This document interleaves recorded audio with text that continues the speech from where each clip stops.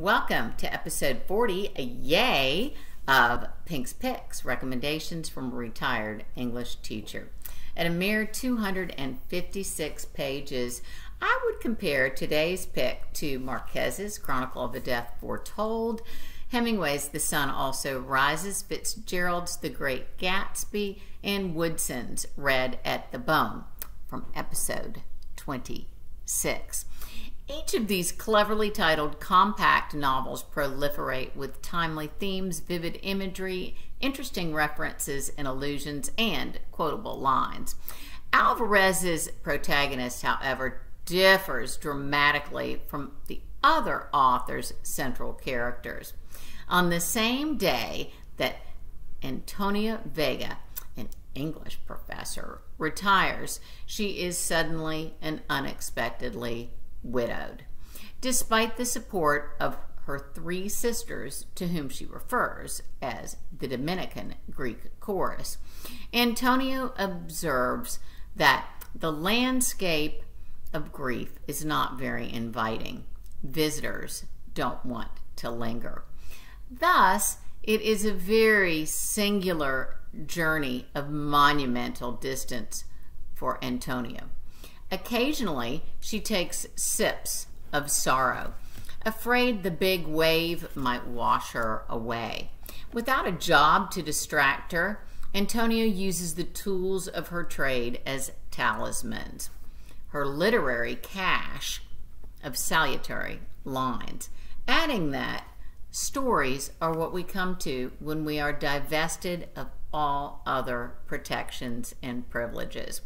Poets, playwrights, and novelists who provide comfort and compass to Antonia include Arnold, Auden, Austen, Basho, Bunyan, Dickinson, Eliot, Heller, Homer, Kingsolver, McCullers, Rilke, Rumi, Shakespeare, Stevens, Sophocles, Tolstoy, and Wordsworth.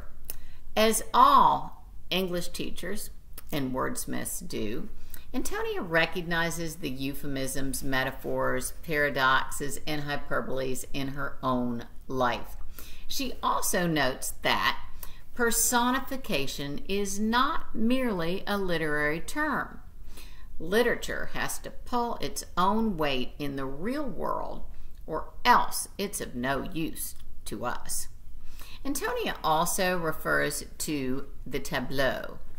Thus, what some readers may see as perhaps random repetition or underdeveloped scenes and characters and or relationships, I think that these are not omissions, but rather Alvarez's apt depiction of broken pieces, the tableaus, if you will, of life after or afterlife following crushing loss.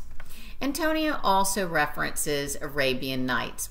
I find this interesting as structurally Afterlife also reads like a framed tale, with 12 chapters bookended by a prologue, epilogue, as well as T.S. Eliot epigraphs that symbolize Antonia's grief experience independent of other plot lines. Alvarez writes in third-person limited point of view. However, stylistically, she seems to favor interior monologue, especially with dialogue rarely punctuated and only occasionally italicized. At one point, being mistaken for Mexican rather than Dominican, Antonia gives up trying to explain the colonial intricacies of her ethnicity. Perhaps the same is true of Alvarez. The book jacket reads that she moved to the U.S. at 10 years old. More accurately, she moved back to the U.S.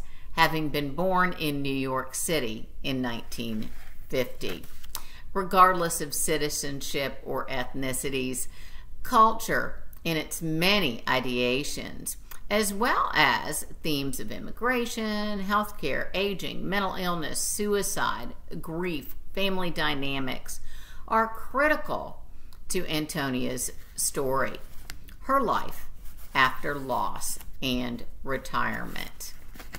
Despite the levity of the themes, there are moments of humor, particularly with her sisters. I give Afterlife an A. Next time, I will be discussing the death of Vivek Oji. Until then, stay safe, be healthy, and do your homework. Bye-bye.